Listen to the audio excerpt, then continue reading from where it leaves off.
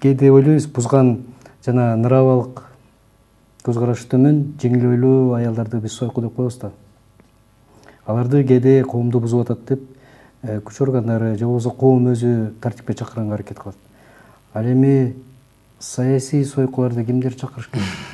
Жакшы сөз, жакшы суроо. Эл чакырыш керек.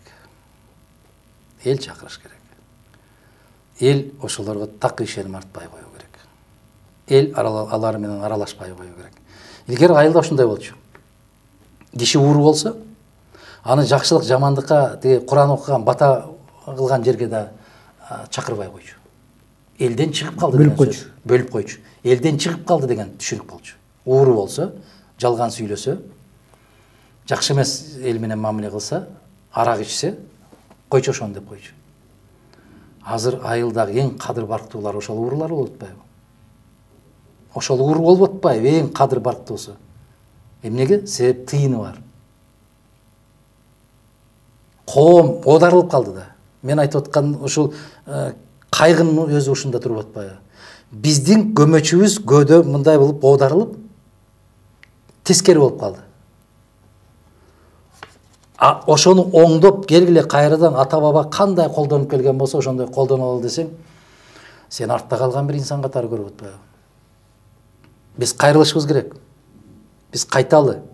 Баягы 11-жылы мен президентке чыкканда артка кайталы деп айтсам, баары чалкасынан кетпеди. Элдин баары алга жылып атса, бул эмне артка кайтабыз дейт. Артка кайтабыз дегенде мен ошол касиеттерибизге дедим. Биз ал касиеттерибизди өзүбүз менен кошо алып жүрмөйүн, улут катары жок болобуз. Биз мамлекет катары жок болуп кетебиз. Билесиңерби, биз 3,5 миллиондой кыргыз эмне үчүн мамлекет болуп, эмне үчүн улут болуп жүрөбүз? Биз касиетибиз өзүбүздүн, бизге гана таандык болгон касиеттерибиздин бар болгон үчүн.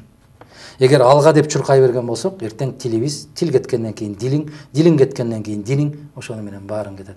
Бүгүн кийимибиз калдыбы? Жок. Каада салтыбыз калдыбы? Жок. Сырттан, нарындан, көлдөн, таластан, оштон, баткенден киши келсе, козу сойгон үй калдыбы? Жок.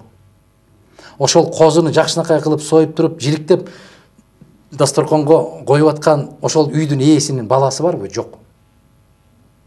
Үйдүн ээсинин баласы ошол козуну алып келип, аны союп казанга сал десең, сасыйт деп туруп таштайт, качат. Сасык деп туруп качат.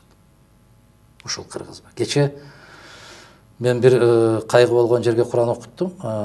Куран окутуп барып, анан мага тийген тиги устуканды ошол айылдын аксакалына келиңиз, тиги небереңизби десе, мени деди, небереңизге берип коюңуз десем, ал аябай кубанып, сүйүнүп аксакал небересин чакырып берип албайт да, титиреп албайт.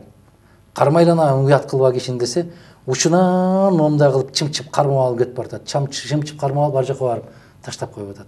Силер жегиле деп. А биз башта аксакалдардын колунан жулуп алчубуз да. Биз күтүп турчубуз да. Кайсыл аксакал кимге ыргытат деп. Дасторкондон томолонуп бир 5 метр, 6 метр томолонуп келсе, жолдон бараткан тосок алып, тиги аксакалдын устуканын мен, кешигин мен жедим деп сыймыктанчубуз да, сүйүнчүбүз. Ошо кишинин жашын берсин, ошо кишинин акылын берсин деп ырымдачубуз да.